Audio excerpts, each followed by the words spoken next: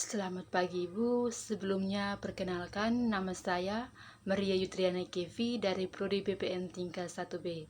Di video ini saya akan menjelaskan sedikit materi saya tentang kromosom manusia. Yang pertama, pengertian kromosom manusia. Kromosom adalah struktur yang bentuknya bisa diibaratkan seperti tali dan terdapat di dalam nukleus atau inti sel. Di dalamnya ada protein serta satu buah molekul DNA. Nama kromosom atau kromosom diambil dari bahasa Yunani kuno, yaitu krom yang artinya warna, soma yang artinya tubuh. Para ahli memilih kata tersebut sebagai nama kromosom karena kromosom adalah tubuh atau struktur dari sel, dan struktur ini juga diwarnai pewarna khusus saat penelitian dilakukan. Yang berikut, jumlah kromosom manusia. Normalnya kromosom manusia dalam setiap sel manusia adalah 23 pasang atau 46 buah, dengan satu pasang diantaranya adalah kromosom seks yang menentukan jenis kelamin manusia.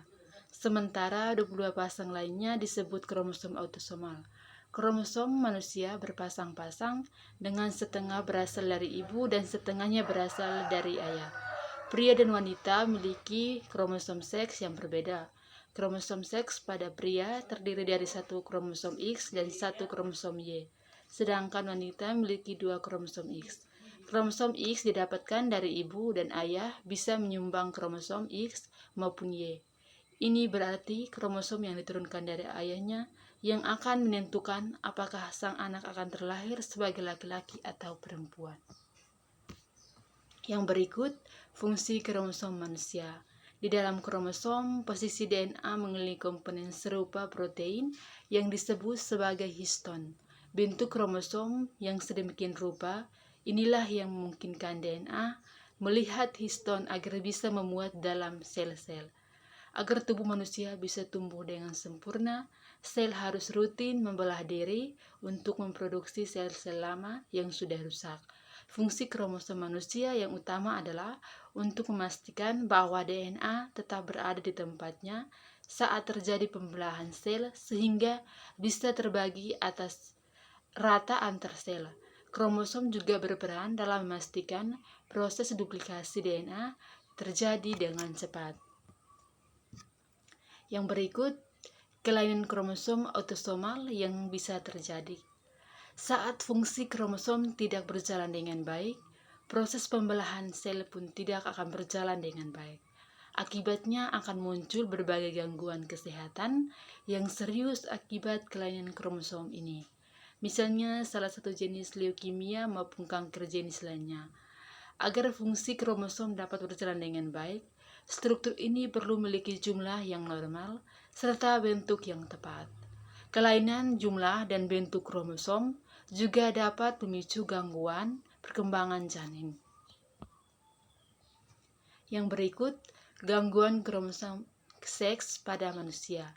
Selain kelainan pada kromosom autosomal, gangguan juga bisa terjadi pada kromosom seks. Meski umumnya tidak menyebabkan kondisi yang mematikan, kelainan kromosom seks tetap akan mengganggu proses pertumbuhan penderita. Berikut ini penjelasannya. Yang pertama, kelainan pada kromosom seks perempuan. Kelainan pada kromosom seks perempuan bisa menyebabkan munculnya dan trisomi X. Sindrom tumer terjadi saat wanita hanya memiliki satu kromosom X. Gejala sindrom ini bisa berupa: yang pertama, organ reproduksi yang gagal tumbuh sehingga menyebabkan wanita tidak subur. Yang kedua, payudara berukuran kecil. Yang ketiga, tidak mengalami menstruasi. Yang keempat, dada cenderung berbentuk persegi dengan leher yang pendek dan lebar. Yang kelima, tubuh yang pendek. Sedangkan trisomi X merupakan kondisi yang disebabkan karena kelebihan kromosom seks pada wanita terjadi saat wanita memiliki 3 kromosom X. Kondisi ini ditandai dengan tubuh yang tinggi, terlambat bicara, memiliki kelainan pada ovarium dan otot yang lemah. Yang kedua, kelainan pada kromosom seks laki-laki. Kelainan kromosom seks pada laki-laki bisa menyebabkan kondisi yang dinamakan sindrom Klinefelter. Penyakit ini dapat ditandai dengan yang pertama, bagian dada yang tumbuh besar. Yang kedua, proporsi tubuh yang tidak seimbang seperti pinggul besar dengan tumbuh tinggi. Yang ketiga, kesuburan yang terganggu. Dan yang keempat, testis yang berukuran kecil. Sekian penjelasan dari materi saya. Bila ada kata yang kurang dalam penjelasan saya mohon maaf. Selamat pagi Ibu.